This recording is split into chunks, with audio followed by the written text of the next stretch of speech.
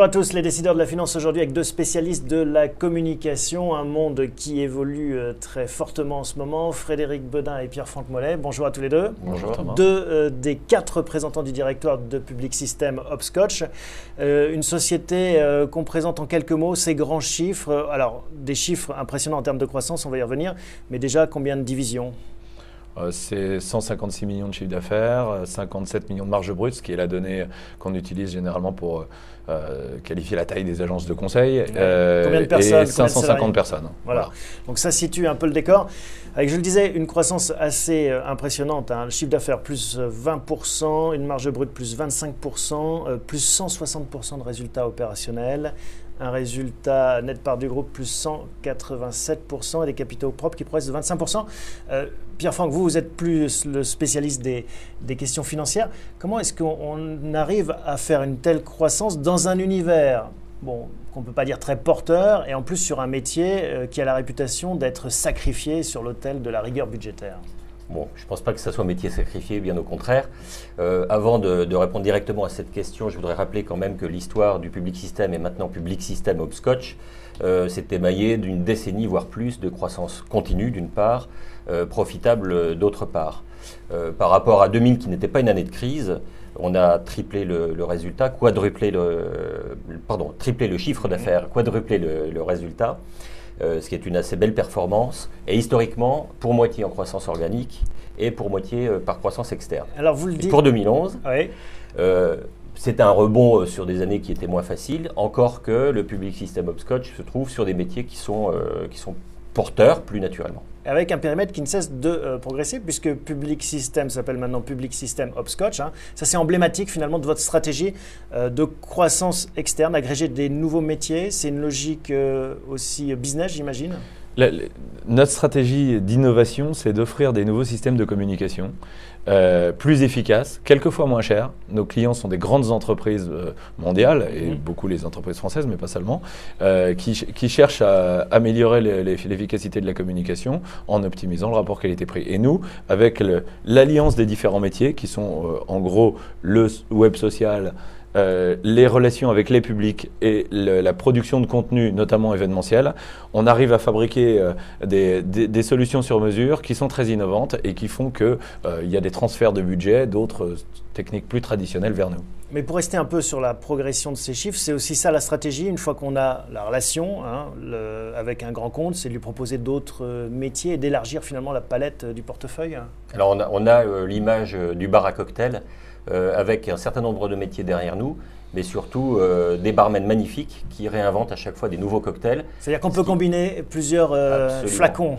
C'est même le principe du Public System Hopscotch, de pouvoir offrir cette variété de métiers et surtout de les mélanger pour une meilleure efficacité. Donc, le plaisir du client le fidélise. Qu'est-ce qui vous demande le client à accouder à son bar en ce moment? Qu'est-ce qui marche comme cocktail? Le client, il vient en nous disant j'ai soif. Il ne veut pas un cocktail, il a soif de quoi? Il veut de l'augmentation des ventes en général. Il veut améliorer la notoriété de l'entreprise au niveau corporate ou des produits. Et il a besoin de motiver des groupes de gens, ce qu'on appelle nous les publics. Donc par exemple les journalistes, mais ça peut être aussi les distributeurs, des prescripteurs, l'interne. L'interne, c'est très important. Et on voit bien dans certaines entreprises où il y a beaucoup de stress, ils ont probablement oublié la communication interne pendant un moment et pas assez expliqué les stratégies, notamment dans les périodes difficiles. Donc sur ces trois objectifs, vendre la notoriété et la motivation des publics. On invente un cocktail sur mesure à chaque fois. Quelquefois, on acquiert des petites entreprises parce qu'on pense qu'il nous manque un ingrédient pour être toujours les plus innovants. Voilà. Et ça, en fait, est-ce qu'il y a des choses qui sont plus ou moins à la mode quand même, malgré tout? On parle, je sais pas, par exemple, beaucoup de réseaux sociaux, beaucoup de communication mobile. Est-ce que voilà, il faut courir en permanence pour proposer de nouveaux services? Est-ce que le périmètre de Public System Hopscotch a vocation à s'élargir continuellement? Oui, il a vocation à s'élargir et à croître. On a une stratégie de croissance et, comme le disait Frédéric il y a un instant, de complémenter les métiers qui pourraient nous manquer et puis surtout d'identifier les métiers de demain qui restent à inventer. Vous parlez de contenu d'ailleurs, Frédéric, et ça c'est un terme clé dans la communication qui avait peut-être une vocation plus institutionnelle, commerciale. Maintenant on est dans le fond des sujets, le contenu. Aujourd'hui, on s'aperçoit que toute prise de parole nécessite un prétexte. Sinon, vous êtes un spam. même à la télévision ou sur votre boîte mail. Donc, l'entreprise, quand elle veut communiquer, elle a besoin de créer un contenu qui soit une raison valable pour prendre la parole vis-à-vis des gens à qui elle souhaite s'adresser. Nous sommes les professionnels de la création du contenu et de la diffusion de ce contenu, notamment par les canaux les plus innovants et aussi les plus efficaces aujourd'hui, par exemple tout ce qui est web social. Donc dans le groupe, nous avons aussi une société qui s'appelle Even, qui est vraiment la grande spécialiste du marketing sur les réseaux sociaux en France. Et on allie donc les savoir-faire d'Even, de Public System, d'Hopscotch pour créer un contenu et le pousser partout. Et quand je dis partout, c'est aussi à l'international, puisque c'est un des faits majeurs de 2011 et ce sera certainement important en 2012. On va y revenir sur 2012, mais avant, pour bien comprendre comment vous fonctionnez, encore faut-il faire travailler tous ces métiers ensemble, hein, les relations publiques, la création, l'événementiel, les réseaux sociaux. Et vous avez une image qui est celle de l'aéroport, du hub. Oui, alors c'est-à-dire qu'on a décidé de ne pas aller recréer des agences dans tous les pays du monde, puisque ça, il nous semble que c'est un modèle assez ancien à l'ère de l'Internet. Donc on crée le contenu et puis on utilise, et on a des hubs où on mélange tous les métiers, mais aussi toutes les nationalités. Donc il y a le hub Et comment ça s'organise ça? Comment c'est piloté? Alors c'est piloté par projet au service du client. Donc il y a un capitaine, il prend les ressources dans les différentes entités du groupe. C'est le barman en fait, voilà, et il choisit ses flacons derrière. Et voilà, de manière à ce que le client il ait une équipe sur mesure et pas les gens que le patron a décidé de faire travailler ensemble. Alors, ça c'est le premier point. Et puis après le hub, c'est aussi un hub multiculturel et multilingue.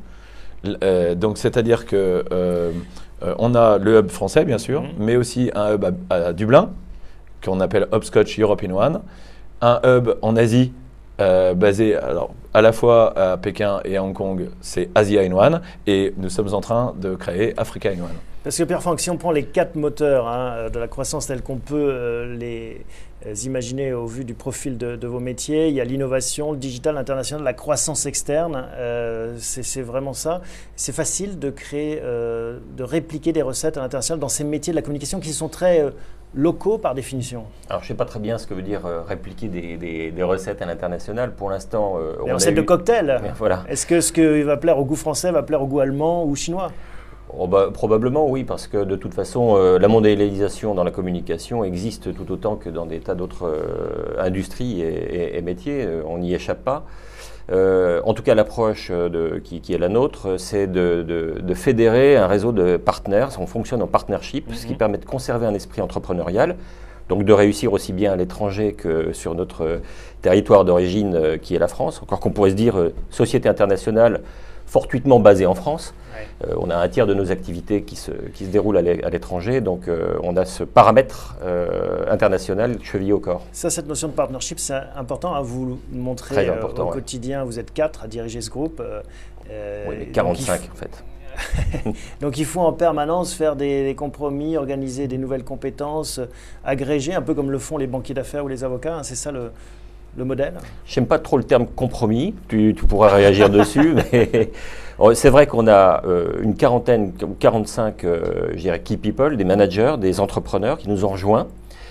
Soit ils étaient présents et ils ont grandi avec nous, soit ils nous ont rejoints en recevant d'ailleurs des actions du groupe, ce qui est une condition essentielle qui donne de la cohésion. Et une partie significative de notre travail à nous, c'est d'assurer le lien au quotidien avec tous ces partenaires. Alors restons sur les cours de bourse, hein, on parle de l'action. Bon, ça a été pas mal chahuté ces derniers temps, là ça remonte un petit peu. Comment est-ce qu'on vit ces affres de la bourse? On ne vit pas ces affres. C'est une société qui est détenue à 60% par ses fondateurs, managers et collaborateurs. On est quand même à peu près en très grande majorité tous actionnaires du Public System, donc ça nous donne une forme de sérénité. D'autre part, on a à peu près 30-35% cotés sur le marché, donc une part significative de notre capital est flottant. Maintenant, les marchés sont ce qu'ils sont en ce moment. Ils ont été très malmenés, notamment pour des raisons techniques. Nous aussi. Ça ne nous empêche pas d'avoir une appréciation personnelle d'une valeur d'entreprise plus élevée que ce que le marché nous alloue. Comme souvent pour les dirigeants. Frédéric, on termine avec les moteurs de la croissance. Comment maintenir ce rythme? On a vu 160% de croissance de résultats. J'imagine qu'on se dit, oula, la barre est haute. Comment est-ce que vous allez faire cette année, en 2012? Ce qui est très important, c'est de bien écouter nos clients. Donc on a la chance d'avoir des très grandes entreprises internationales. On bosse beaucoup pour Microsoft, pour Renault, mais aussi beaucoup pour l'industrie pharmaceutique, beaucoup l'industrie du luxe. Autant de secteurs qui fonctionnent bien et qui ressentent des difficultés forcément dans certains pays, mais qui sont en croissance dans les pays émergents, etc. Ils cherchent de nouvelles solutions de communication qu'on est capable de leur fournir. Ils cherchent une internalisation accrue qu'on est en train de mettre en place. Ils cherchent un rapport qualité-prix optimisé que souvent on a démontré notre compétence en la matière. Et du coup, on est assez serein si on sait continuer à s'organiser comme ça en équipe sur mesure pour aller mieux comprendre les besoins de nos clients, les accompagner partout et prendre une part de marché plus importante dans la communication. Vous allez continuer la croissance externe aussi, ça c'est un des ressorts? Il n'y a pas de cible entre guillemets, mais bien sûr, on a la chance d'avoir une situation de bilan tout à fait sereine qui nous permet d'avoir des discussions avec des entreprises de temps en temps. Je dirais que pour l'instant, on a plus des sujets de faire des petites emplettes de niches innovantes qu'on pourrait permettre de faire grandir au sein du groupe, comme cette année par exemple YouPro, la société de streaming et d'interactivité que nous avons acquise au début de l'année et qui se développe très très bien. Bon, on a quelques pistes comme ça pour 2012, mais pas de choses structurantes. Voilà. Eh bien, c'est le mot. On ne sait jamais. On a les moyens de faire plus gros que petit. Le responsable des finances se dit, voilà, j'ai quand même un gros chèque, j'ai un gros carnet de chèques à disposition. Merci à tous les deux d'être passés nous voir pour faire le point sur votre activité et ses perspectives. À très bientôt.